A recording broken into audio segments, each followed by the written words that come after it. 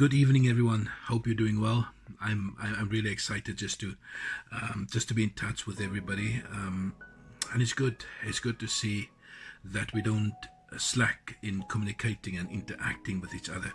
I just want to quickly talk about John 20 from 1. I just want to recap the story from verse 1 to 18, where Mary Magdalene was on her way to the tomb, and she went to look for Jesus, but she was very disappointed when she came there. She saw the stone was moved, and when she saw there was nobody there, she was quite upset with the fact that there was nobody there. Isn't it interesting that the tomb is empty? But so is the church at this very time. The church is empty. But the interesting thing about Mary Magdalene, it didn't stop her from searching for Jesus. She kept on searching for Jesus, despite the fact that the tomb was empty and there was no one there. But that didn't stop her from searching for Jesus. She kept on searching, and when she saw there was nobody, she became very emotional, and she began to cry. And in verse 13, the angels ask her, "Woman, why are you crying? Why are you crying?" And she said she's crying because Jesus has been taken away. Somebody has moved his body and put it somewhere else. She's upset about that. But then there's somebody standing next to Mary, and she thought it was the gardener. And this person asked her in verse 15, "Woman, why are you crying?" And it was Jesus actually talking to her, but she didn't recognize. She thought Jesus was being moved. She didn't recognize it was Jesus. And this person, and Jesus asked her, and Jesus mentioned the name, "Mary, why are you crying?" But the question I want to ask us today, the question I want to ask myself today, when was the last time that we cried?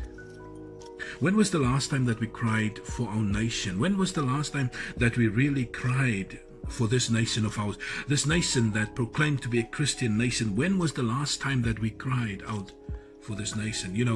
Back in the early 19th century, there was a man by the name of Evan Roberts, and he cried out to God. One man cried out to God, and we know the results of Evan Roberts, his pursuit of Jesus. It didn't stop him from crying out to God, and we know the results because of his cry to God. When was the last time that we cried to God?